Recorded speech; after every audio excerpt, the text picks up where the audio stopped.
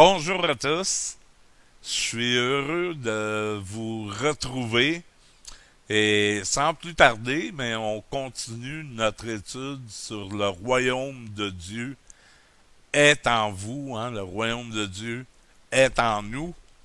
Et vous savez, au-dedans de nous demeure une réalité spirituelle au-delà de nos rêves les plus fous. Hein. Et cette réalité, c'est une personne aimante et toute puissante, hein, qui partage sa nature avec l'homme. Et on peut l'appeler Dieu, Père, Christ, Esprit Saint, Esprit de Jésus, Esprit de Christ, souffle divin, royaume de Dieu, etc. Hein. Et on passe encore par-dessus les noms hébreux, hein, on pourrait l'appeler la lumière, la cause première, le principe premier. Certains l'appelleraient la vie tout court. Hein. Mais on parle d'une puissance supérieure à l'homme qui vivrait en lui, avec lui et pour lui. Hein. Alors on utilise le vocable Dieu, hein, par convenance, par pure convenance. Mais on sait très bien que Dieu, c'est pas le nom de Dieu, hein. Son nom est au-dessus de tout nom, hein. Et même dans l'Ancien Testament, comme je l'ai dit dans les autres capsules, on ne nommait pas le nom de Dieu, hein. On lui avait donné un tétragramme. Alors, vous pouvez utiliser le nom que vous voulez, hein. Euh, les AA parlent de Dieu en disant Dieu tel que tu le conçois. Hein? Alors, on va parler de Dieu tel que vous le concevez. Hein? Mais on va parler d'un Dieu qui est intérieur. Hein? Contrairement à la tradition qui cherchait à nous faire croire que Jésus était quelque part en haut sur des nuages, hein, dans une ville, une Jérusalem céleste, hein, des rues pavées d'or. Il se baladait en cheval avec un épée qui lui sort de la bouche. Hein. Toute l'imagerie qu'on peut retrouver dans le livre de l'Apocalypse. Mais ce sont des anthropomorphismes. Hein. Il n'y a pas d'écurie au ciel. Puis rassurez-vous, il n'y a personne d'entre nous qui va se retrouver au ciel pour nettoyer le fumier dans les écuries de Dieu, car il n'y a pas d'écurie au ciel. Et le ciel, c'est une dimension spirituelle. C'est sûr que dans l'Ancien Testament, lorsqu'on parlait du ciel à plusieurs endroits, mais le ciel était selon une cosmologie de l'Antiquité, hein, comme tous les peuples aux alentours croyaient, hein, que le ciel, ben, c'était là-haut. Hein, et dans la Bible, ben, c'est la même chose, hein, dans les petits récits de création qu'il y a dans le livre d'Ésaïe. Dieu étire le ciel comme une toile, puis il plante des étoiles, hein. Et la terre, elle est soutenue sur des colonnes avec un dôme au-dessus de la terre. Et Dieu trace un cercle autour de ce dôme. Et si on va trop loin sur la terre, on arrive à son aboutissement et on tombe dans la mer. Puis là, c'est dangereux car il y a le monstre Léviathan. Alors, c'est des chronologies de l'Antiquité, hein? Pas des chronologies, mais je veux dire des cosmologies de l'Antiquité. Hein? Mais certains prophètes ont quand même vu de leurs yeux une réalité spirituelle et ils vont nous parler des lieux célestes, hein? Et ça se traduirait plus bien par céleste, dans les célestes au pluriel, hein? Ouranos. Ouranos, ça veut dire les célestes. Hein? Et l'apôtre Paul nous dit que Dieu nous a transférés dans les lieux célestes, dans les célestes. Hein? C'est dans d'autres dimensions. Et il existe une autre dimension dans notre cœur où Dieu habite. Et on peut le rencontrer à cet endroit. Hein. Vous savez, quand Jésus il nous fait connaître son Père, il nous le fait connaître sous le nom de Abba. Hein. Et Abba se traduit par papa. Hein. C'est pas quelqu'un de sérieux, d'austère, de rigide. Non, c'est un papa. Et la Bible dit qu'on est dans son sein. Et encore une fois, si on traduit littéralement, ça veut dire on est assis sur ses genoux, hein?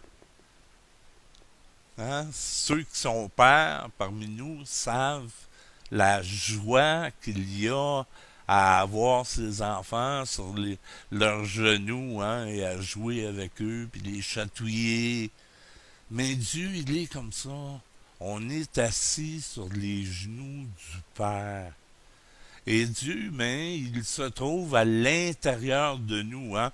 Et au-dedans de nous demeure une réalité spirituelle qui est au-delà de nos rêves les plus fous, hein.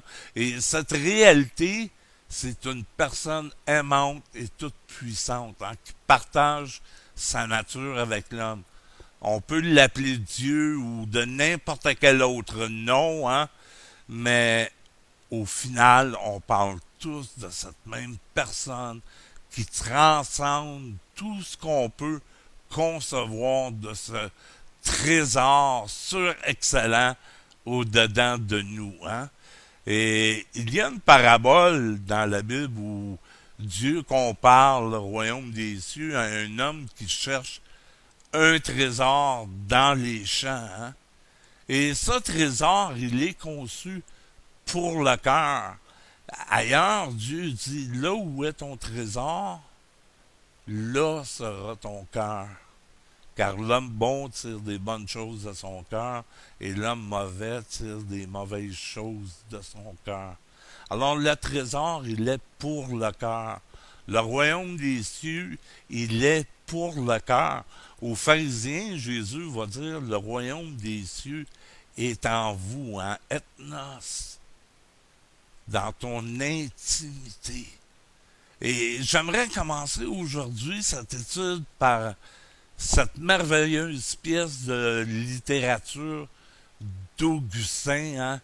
Et Augustin, au début de son livre, Les Confessions d'Augustin, nous dit qu'il était sans repos car l'homme a été créé pour Dieu. Hein? Et tant que l'homme n'a pas trouvé Dieu, il est vide, il est inquiet, sans quiétude, jusqu'à ce qu'il ait créé Dieu. Hein? Et au livre 3 de son livre, il nous dit qu'il désespérait de connaître la vérité. Et il dit, pourtant, tu étais au-dedans de moi, tu étais plus intime que l'intime de moi-même, et plus élevé que les cimes de moi-même. Et il dit, j'étais sur une pente glissante, et je désespérais de connaître la vérité. Et dans le dernier chapitre, il nous dit quelque chose de vraiment merveilleux. Hein? Il dit, tu étais avec moi et je n'étais pas avec toi. Ô beauté si ancienne et si nouvelle.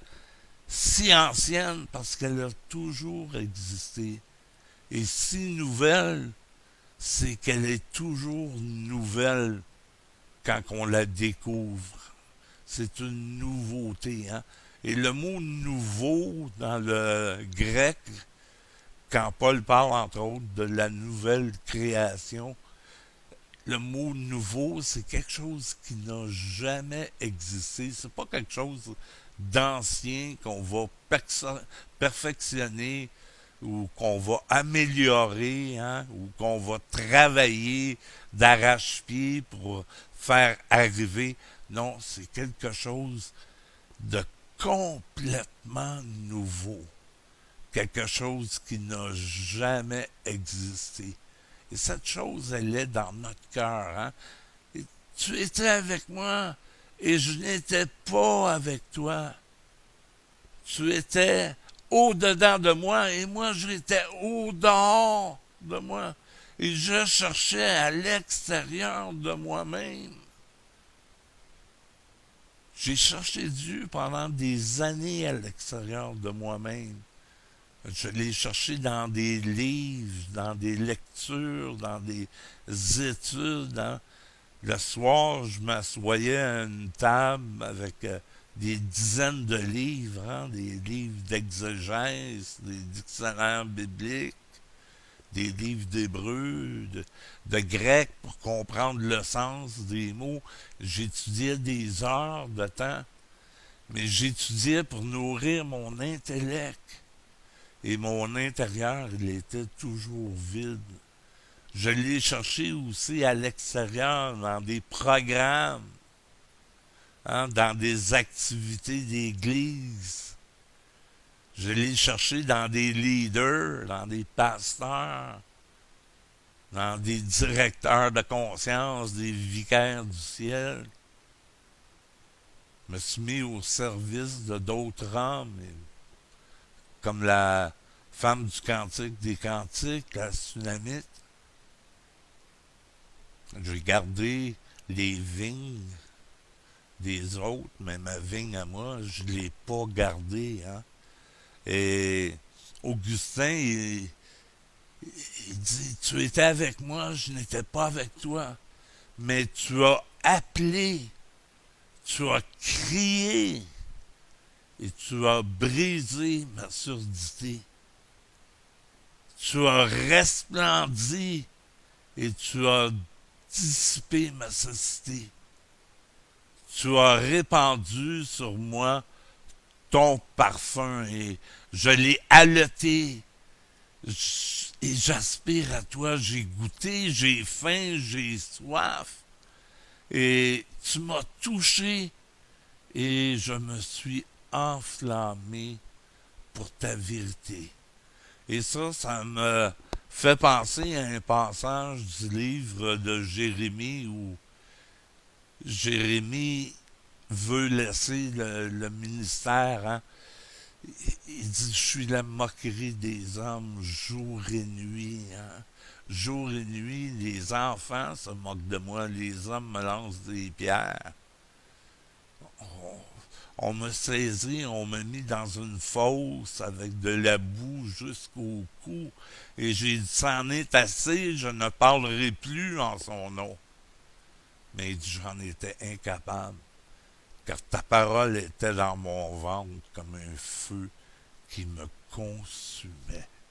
Il était consumé de Dieu, comme Augustin a été consumé quand il a découvert que Dieu était en dedans de lui. C'est lui qui était à l'extérieur de lui-même et qui cherchait à l'extérieur. Et tout ce temps, Dieu était à l'intérieur. Et il criait, il appelait. Et c'est lui qui a fait cesser sa cécité, qui a ouvert ses oreilles, qui a répandu son parfum sur lui, qui l'a touché en tous les sens de l'homme sont touchés quand il va à la rencontre de ce Dieu qui est intérieur. Ce n'est pas un Dieu qui est extérieur à nous. Le royaume des cieux est réellement à l'intérieur de nous. Hein? Vous savez, au-delà de nous demeure une réalité spirituelle, hein? Au-delà de nos rêves les plus fous. Et cette réalité, c'est une personne aimante. Abba, papa, hein? On est assis sur les genoux du Père. C'est exactement ça que ça veut dire quand la Bible dit qu'on est dans le sein du Père, c'est qu'on est assis sur les genoux de papa. Hein? Abba. On est assis sur les genoux de Abba. Hein? Et ça va vraiment au-delà de nos rêves les plus fous. Hein? Cette réalité, c'est une personne qui est aimante, toute puissante et qui partage sa nature avec l'homme. On peut l'appeler Père, on peut l'appeler Christ, Esprit Saint, Esprit de Jésus, Esprit de Christ, souffle divin, royaume de Dieu, etc. On peut sortir tous les noms hébreux. Hein. Dans l'Ancien Testament, il l'appelait Yahweh. Dans le Nouveau Testament, on va faire la traduction d'un mot latin, hein, Zeus, qui se traduit par Dieu. Mais Dieu, c'est pas le nom de Dieu. Alors, vous pouvez prendre le nom que vous voulez, hein, la lumière, la vie, le principe premier.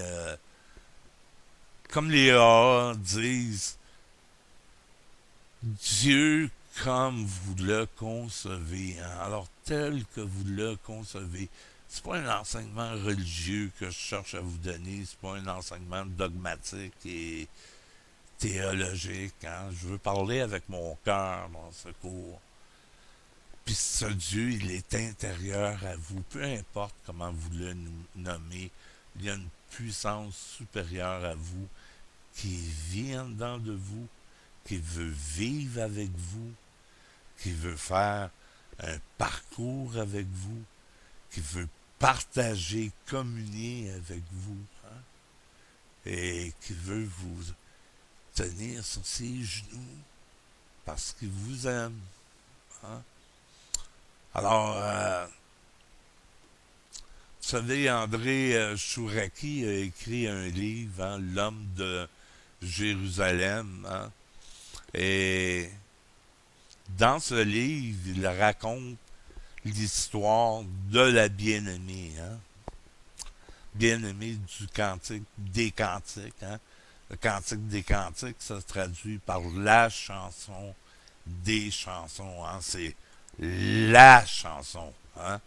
Euh, Quand on a deux mots comme ça, cantique des cantiques, c'est un superlatif, hein, c'est pour amplifier, dire, c'est la chanson, hein, c'est utilisé pour le Seigneur des Seigneurs, le Roi des Rois. Quand quelque chose est supérieur à une autre, mais on veut élever cette chose, ben c'est ça qui arrive, c'est la chanson. Et cette chanson, c'est pas le Tsunamite qui la chante. C'est son bien-aimé, hein? Son bien-aimé qui représente Dieu.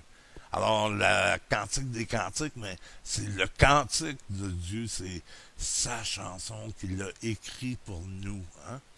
Et dans cette chanson, il parle de la Tsunamite, hein, qui regarde par les treillis de sa fenêtre, hein, et elle cherche son bien-aimé. Mais au début, elle ne le connaît pas, hein, et elle veut s'accaparer Dieu pour elle-même. Hein. Elle dit, mon bien-aimé est à moi et je suis à mon bien-aimé. Hein. Alors, son bien-aimé, il est à elle. Elle le veut pour elle. Elle le veut pour satisfaire ses besoins. Hein. Et elle le cherche sur les montagnes. Et la Bible nous dit que Dieu n'est pas le Dieu des montagnes, mais il est le Dieu des vallées. Hein. Mais quand elle le cherche sur les montagnes, elle le voit, Dieu est omniprésent. Mais elle cherche à s'accaparer de Dieu, hein, son bien-aimé. Mais lui, il bondit d'une montagne à une autre.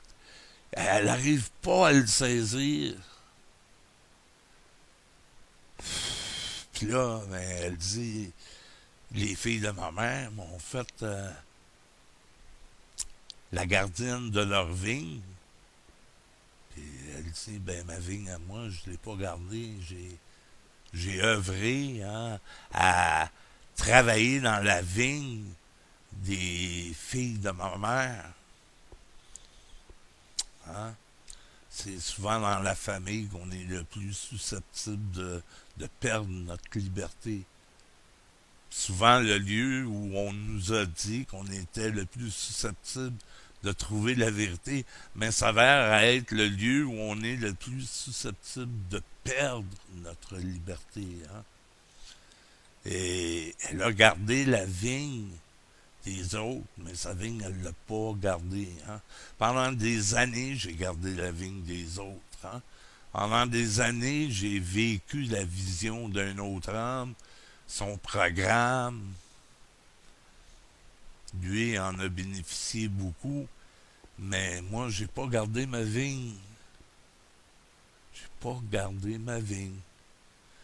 Puis, par la suite, elle devient la servante des compagnons de son Seigneur, de son bien-aimé. Elle garde leur troupeau, elle est une servante. Hein. Vous savez, dans le Nouveau Testament, Jésus a dit à ses disciples, moi je vous appelle plus esclaves, je vous appelle plus serviteurs, je vous appelle mes amis. Car le serviteur ne sait pas ce que fait son maître, mais vous, vous savez ce que je fais. Quand je vous ai fait connaître la vérité, je vous ai fait connaître mon Père. Alors vous n'êtes pas des serviteurs, mais vous êtes mes amis. Abraham aussi était appelé l'ami de Dieu. Hein? Il était son ami. Alors la Sunamite, elle le cherche hein, sur les montagnes. Après, elle le cherche dans les villes. Hein? Et dans les villes, mais elle se fait battre par les filles de Jérusalem. Hein? Et les filles de Jérusalem, elles représentent le légalisme, hein?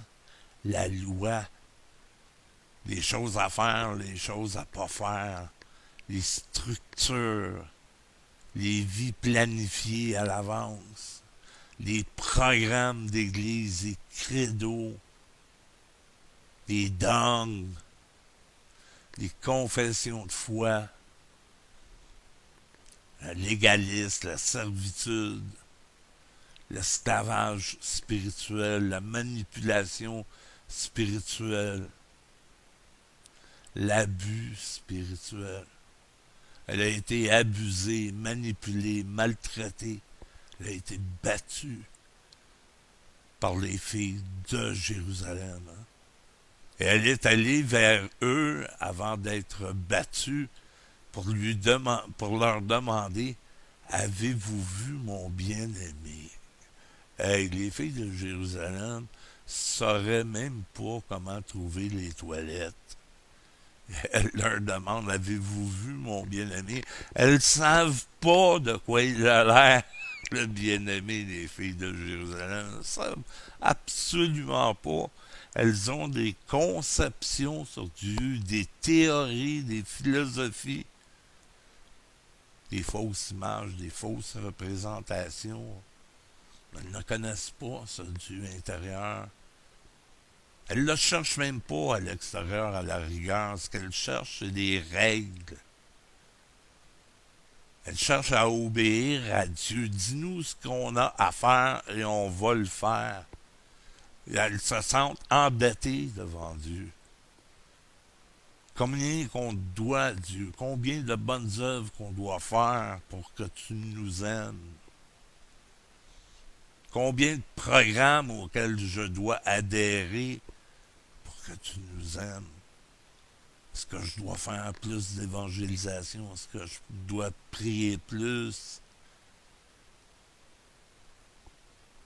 Être soumis davantage aux autorités déléguées de l'Église, à ces vicaires du ciel, hein, qui se pensent investis d'une autorité divine sur les enfants de Dieu. Elle est battue, hein? Et elle va se réfugier dans une grotte. Elle va dans un lieu secret. Hein? La grotte est souvent associée dans la Bible à un lieu secret. Vous savez, quand David était pourchassé par le roi Saül, avant de monter sur le trône de Jérusalem, David, il est pourchassé par Saül qui veut le faire mourir. Et il se réfugie dans un lieu secret. Et la Bible dit que tous ceux qui étaient rebelles en Israël, tous ceux qui désapprouvaient le roi Saül, tous les bandits de grand chemin, tous les pauvres, hein. Souvent quand on est pauvre, ben, on fait ce qu'on peut pour survivre, hein, et plusieurs d'entre eux, c'était des bandits de grand chemin. Et ils se sont tous retrouvés dans la caverne avec David, dans ce lieu secret. Et c'est dans ce lieu secret que David a écrit ses plus beaux psaumes.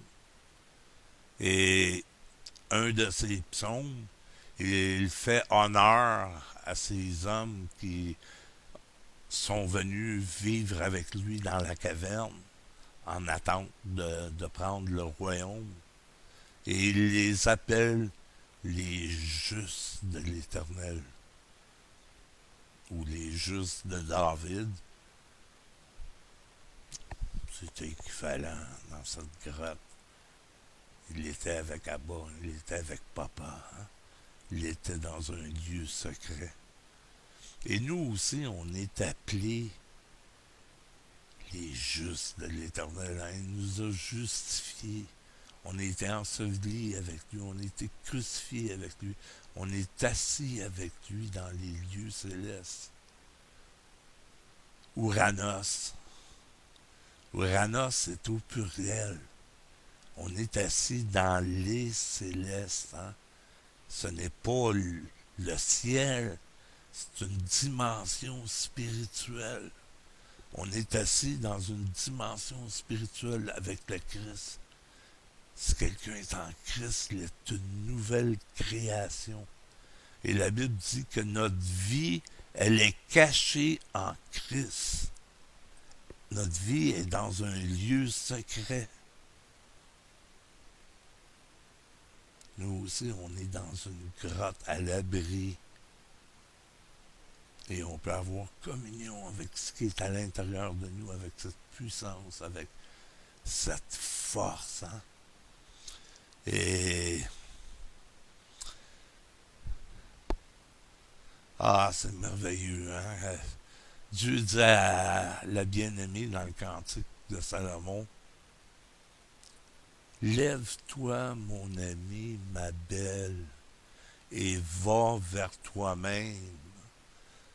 Car voici, l'hiver est passé, la pluie a pris fin, elle est finie, les fleurs ont apparu sur notre terre, l'instant du chant arrive, la voix de la tourterelle s'entend à notre terre. Le figuier embaume ses pousses, les vignes en fleurs ont donné leur fragrance.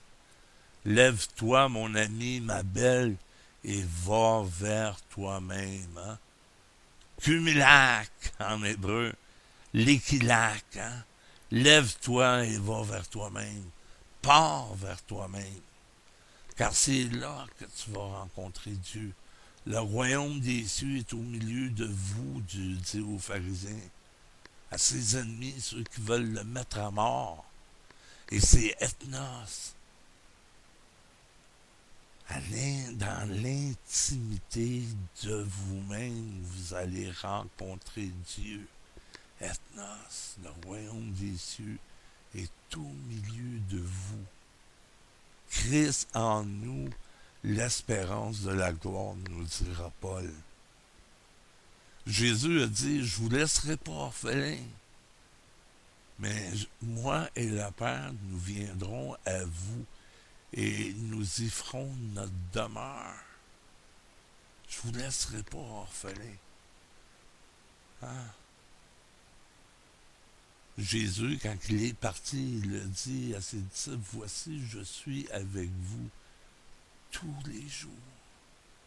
Et il promet à ses disciples de rester à Jérusalem, car je vais vous envoyer une puissance, le Saint-Esprit survenant sur vous, et vous serez mes témoins dans toute la Judée, la Samarie, jusqu'aux extrémités de la terre.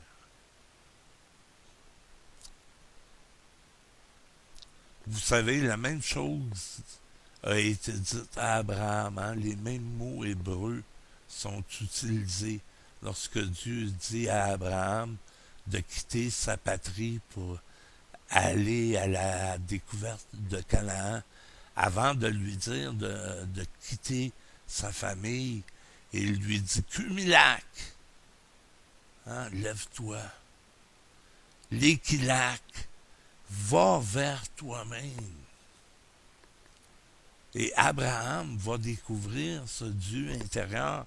Et c'est ça qui va lui donner la force de partir, de quitter sa famille, de quitter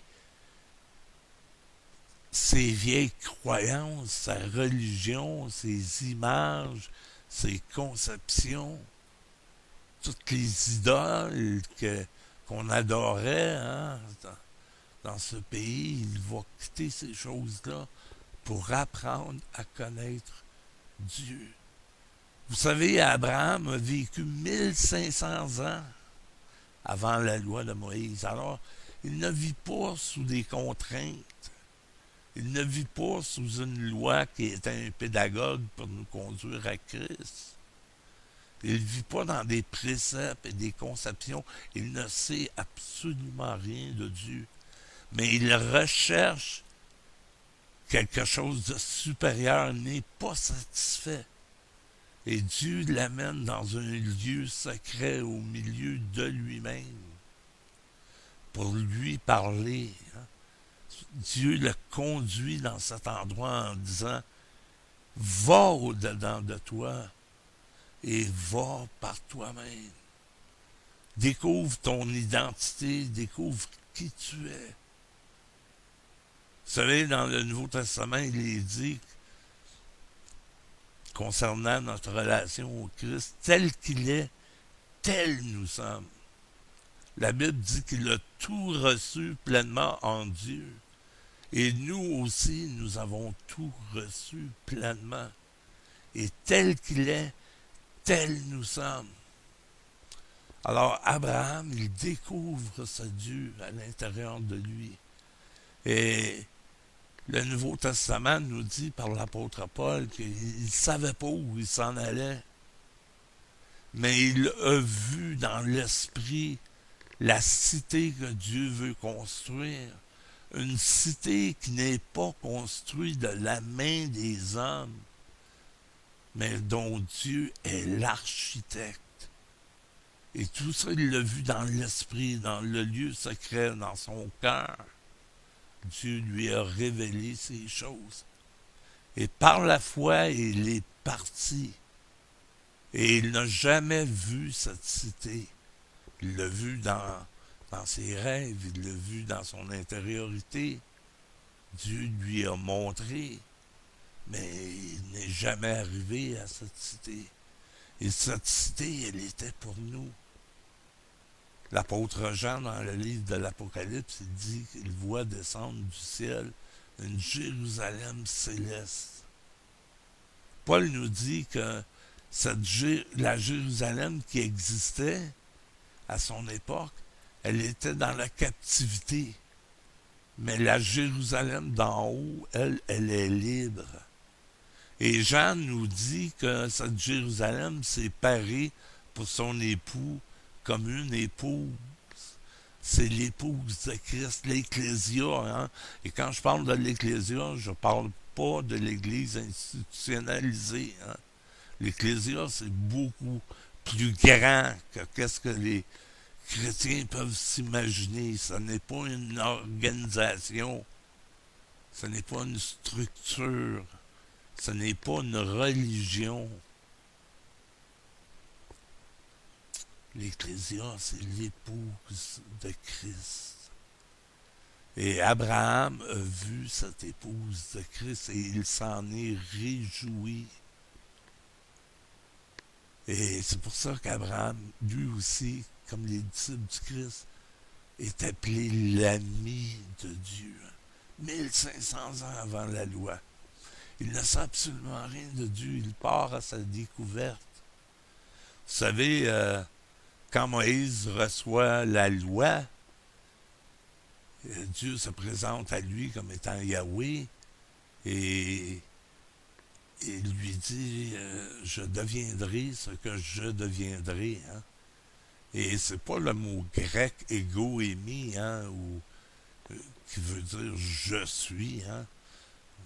Plusieurs chrétiens s'imaginent que Abraham, que Dieu a dit à Moïse, je suis celui qui suit. Mais non, c'est pas ça en hébreu. C'est je deviendrai ce que je deviendrai, je serai ce que je serai. Hein. Pas nécessairement je serai ce que je serai, car le verbe être n'existe pas en hébreu. Mais je deviendrai ce que je deviendrai. Hein. La révélation de Dieu, elle est progressive. Et Dieu dit à Abraham, les pères, les patriarches, Abraham, ils ne m'ont pas connu sous ce nom. Ah, curieux, sous quel nom ils t'ont connu?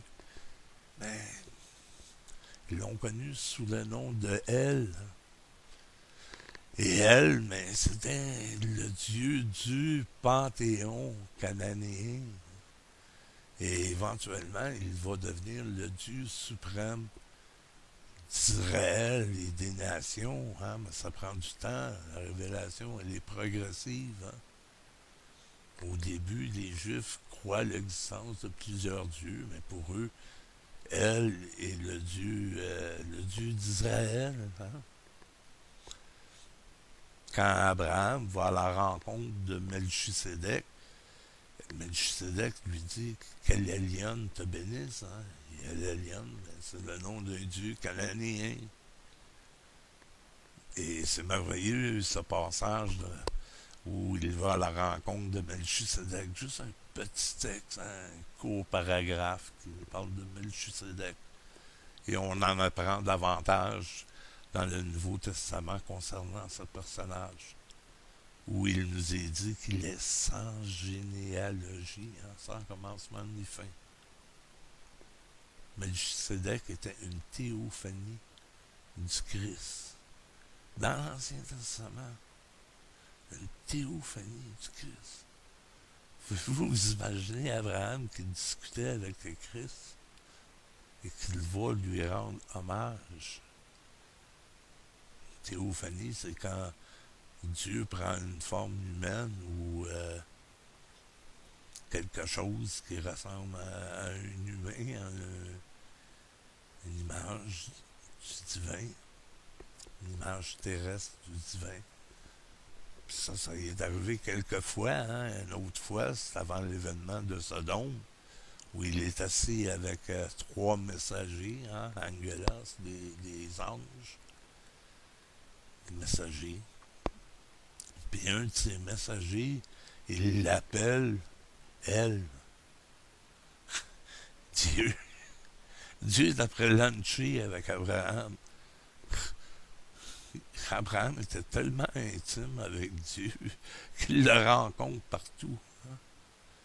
Et il aime Dieu, et selon ses concepts, ils ne sont pas tout à fait transformés du jour au lendemain. Hein? Abraham construit une tente pour Dieu, pour que Dieu puisse habiter dans cette tente.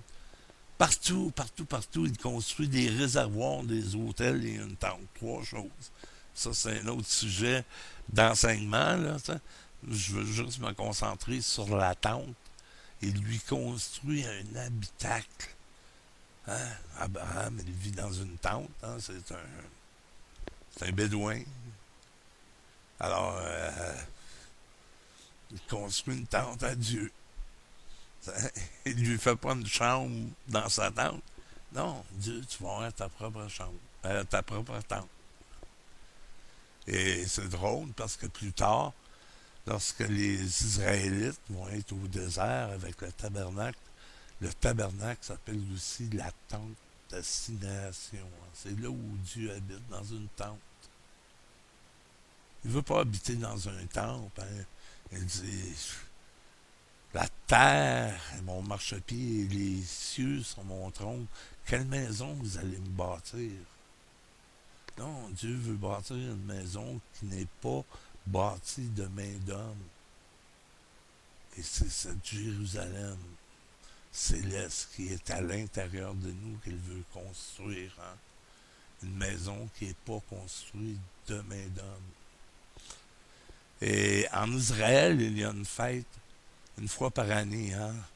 Il y a plusieurs fêtes et la dernière fête de l'année, c'est ce qu'on appelle la fête des tentes ou littéralement la fête des cabanes, où les Juifs se construisaient une tente ou une vieille cabane avec des branches sur le toit, mais avec un espace hein, pour qu'on puisse voir le ciel. Ce qui représentait que le ciel était venu en contact avec la terre. Il n'y avait pas de division. Que le céleste rencontrait le terrestre. Et cette fête, elle est prophétique. C'est la dernière des prophéties à devoir s'accomplir. Lorsque Dieu habitera parmi son peuple pleinement, lorsque Dieu sera tout en tous. Hein? Paul dit, il a plu à Dieu de réconcilier le monde avec lui-même, tant ce qui est dans le ciel que ce qui est sur la terre. Hein, le ciel rencontre la terre. On vit dans une autre dimension. Et dans cette dimension se trouve Dieu, qui est à l'intérieur de nous.